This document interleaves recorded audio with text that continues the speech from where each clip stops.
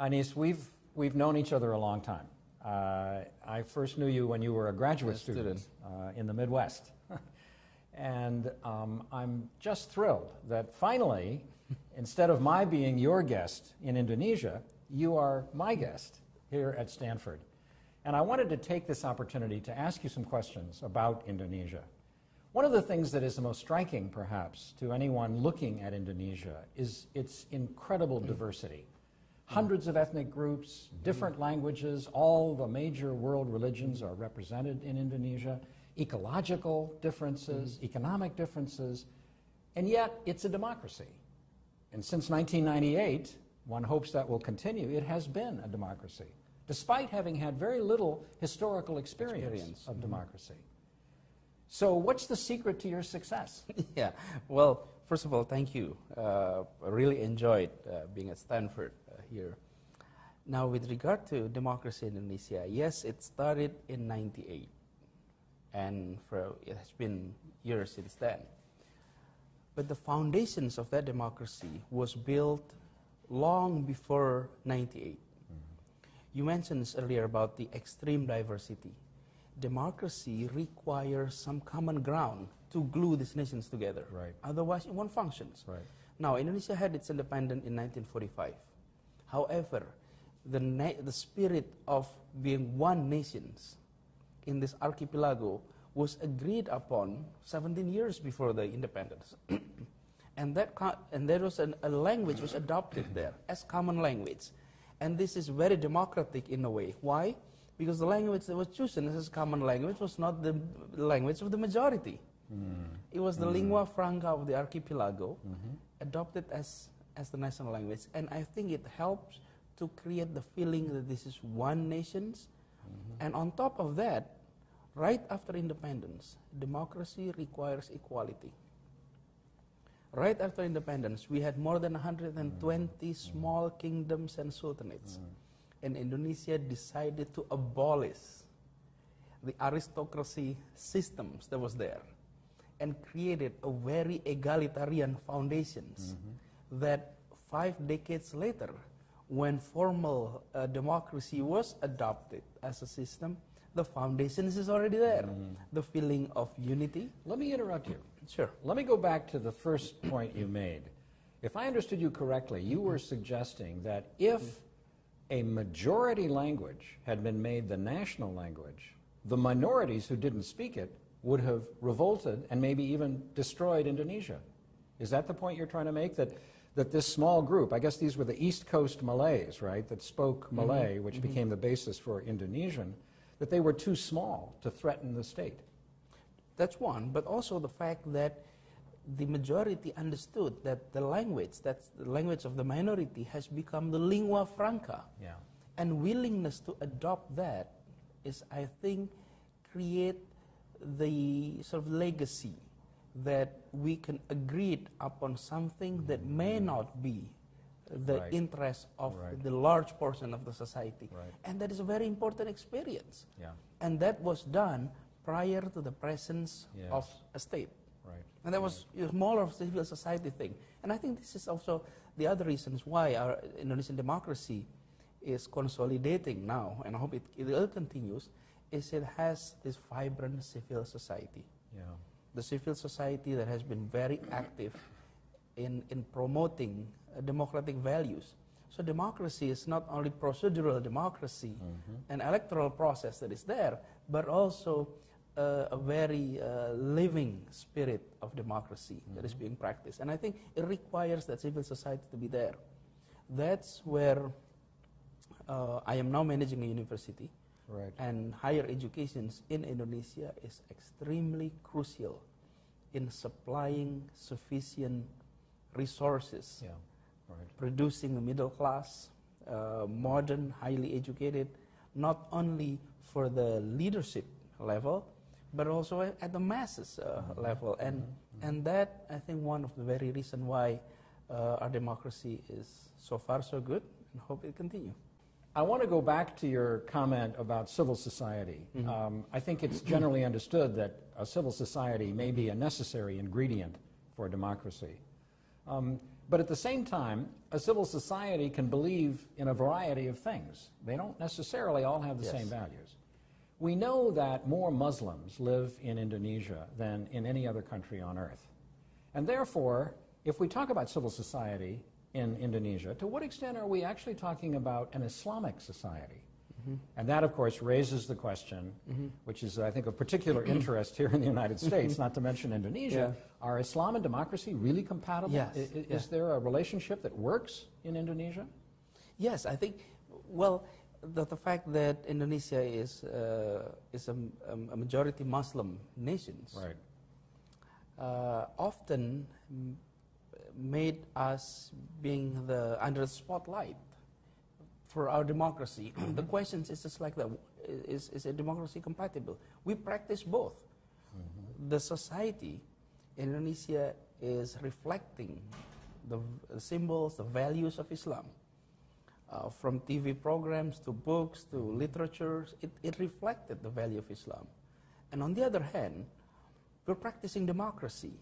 And then we look at the state is not a religious-based state, and it's neither a complete secular state. It is what we call Pancasila state. Panca means 5, Sila means principle. So the 5 principal states would officially recognize the presence of God, monotheism in there. So having said that, yes, the society is Islamized in that way. It's very, very reflecting Islam. But the expressions of Muslims in Indonesia, in political terms, it's very modern. It's beyond religious symbols. It has gone through that process. In the past, yes, it was. I mean, we must recognize that in the beginning of the Republic, when we debated whether or not this is an Islamic state or a secular state, it was more of reflections of identity. But today, it has gone through that period. Now, politics is about governing. It's about delivering something. Of course, there is identity components there, but it's not religious identity. And I think that is the key. And with regard to Islam and democracy, yes, the fact that Indonesia is a majority Muslim nation, the questions often raised. But it's the same thing like the US. It's the largest Christian society in the world, but nobody asks the questions whether Christianity is compatible with democracy, or nobody even focused the questions, is America a Christian majority democracy? But when Indonesia had that, the questions arises. And I think we just practice it. We practice democracy, we practice Islam, and it may become one of an interesting experiments that in the political science world, it may become an interesting case to be seen. Well, I'm not sure we want to get into a discussion of American identity, although you're right to say that, you know, one can turn the tables and ask, what about the compatibility of Christianity and democracy? I think that question would lead us a little far afield. But I must suggest that I think in the United States, the American identity, insofar as there is such a thing, really boils down to civil liberties, freedom, democracy. It's ideological. I would argue that the United States probably is the biggest and most ideological power on earth after the collapse of communism, right? I mean, China now has capitalism or socialism or whatever with Chinese characteristics. So we are, in a sense, very ideological. And that raises the question, in Indonesia, there's some who say that democracy will only succeed, only consolidate, if it is the only game in town. But that means to me that democracy has to be appreciated in and of itself. Yes. And even if, let's say you have democracy and the GDP growth rate, the economic growth rate drops by 2%, then a true believer in democracy would say, never mind, that's okay, because democracy, it's about human dignity, okay? Have we got that far yet in Indonesia, or are Indonesians thinking to themselves, if this government doesn't deliver, then who needs democracy? How far are we? We are in the transitions. I cannot say that all Indonesians believe in the idea of democracy. Right. Okay? Surveys have shown that some percentage of the society, small, 5-8%, Right. still questioning whether democracy is a proper approach for Indonesia. Modern democracy, liberal democracy, that is being questioned. However, these populations, these groups, were participating in the democratic process. Right. And I think and they're losing. I mean, it's not winning, they're losing.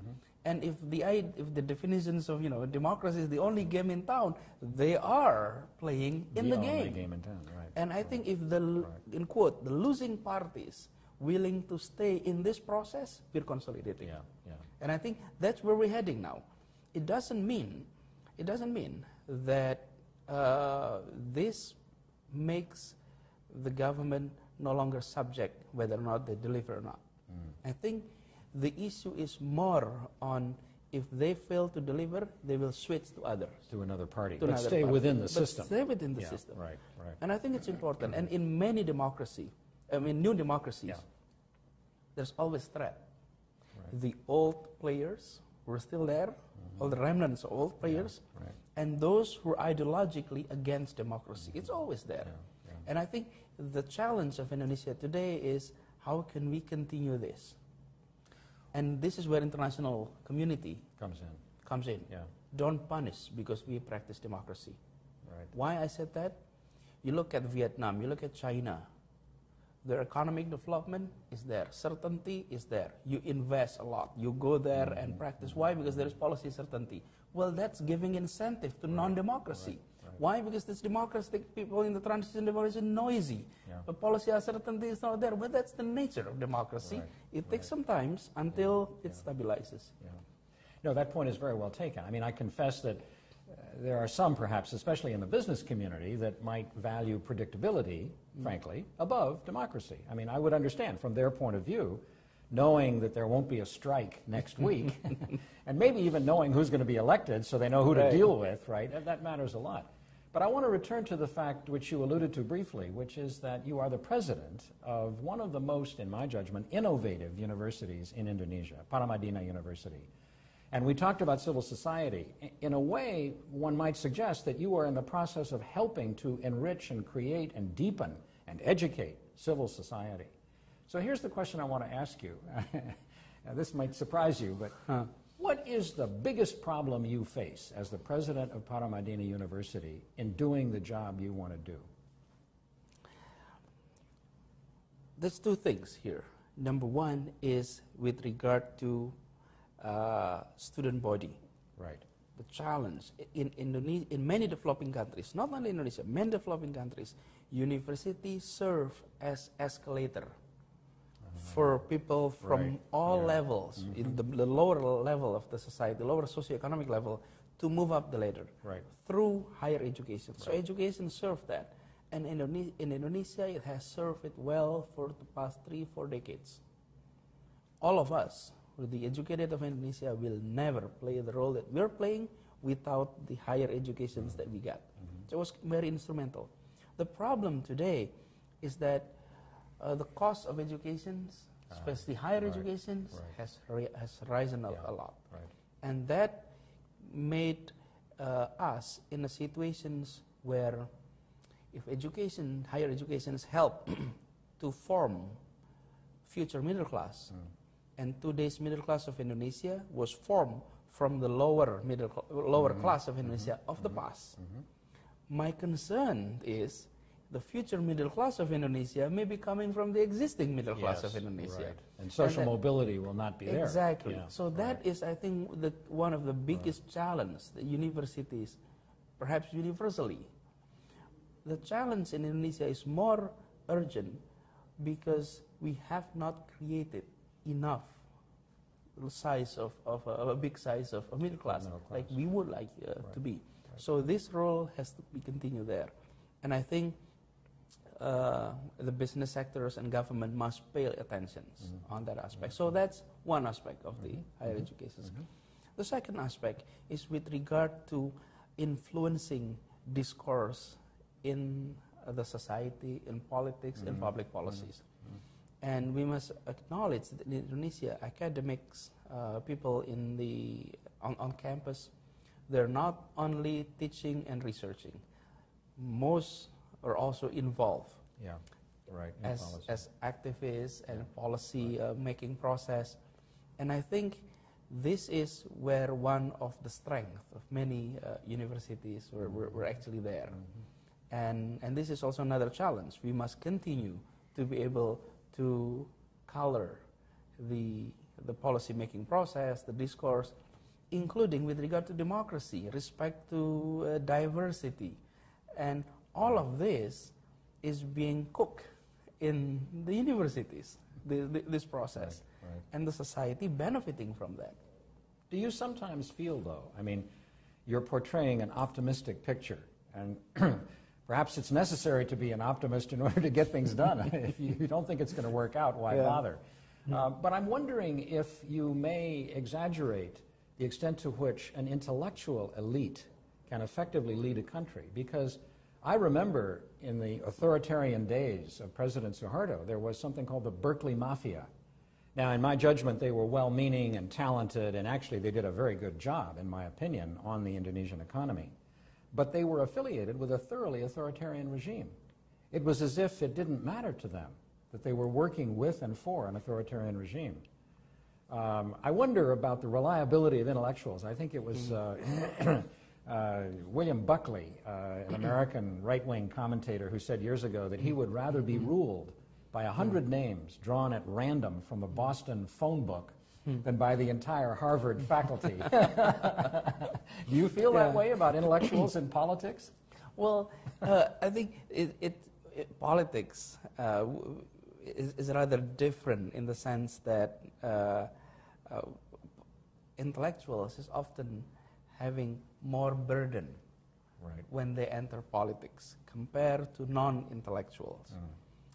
If your background is a businessman or a lawyer, you're not being viewed as you have to maintain the neutrality, the academic integrity, objectivity. And I think in the academic world, of course, if we make mistake, we revise the hypothesis. And then we work on it again. But in the policy area, if you make mistake, it costs your politics, it costs your future. And I think whether or not, say, in Indonesia, nowadays, intellectual scholars were willing to sort of participate in political process, yes, they're willing. And Indonesia today is no longer an authoritarian regime. So in the past, the options that was sort of presented to many of the scholars is being inside the regime and participate, or you're outside and being a researcher. And many who actually decided to be outside the regime continue teaching research. And that is a choice that was there. It's legitimate, sure. It's a legitimate choice. But I think nowadays, intellectuals in Indonesia no longer had to confront the choice of being in the system or outside the system in that way.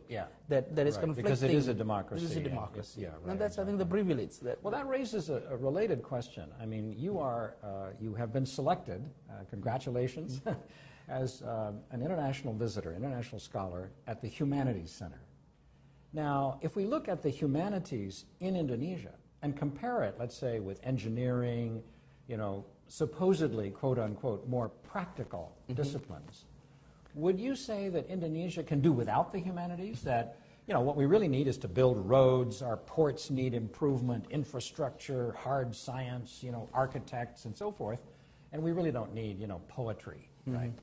Would you argue that, or would you argue there is a role for the humanities? And if so, what is that role in Indonesia? I think so. There is a big role to play in the humanities. Yes, we do need these hard science departments to grow, enroll more students, produce more engineers, because the country needs them badly. And objectively, we need them. I think we need to enlarge that. The humanities, the study of humanities is there. And I think this is the challenge for anybody studying humanities in Indonesia. We have learned that humanities, social science that we learn today is mostly result of experience of social transformations taking place in Europe or in North America.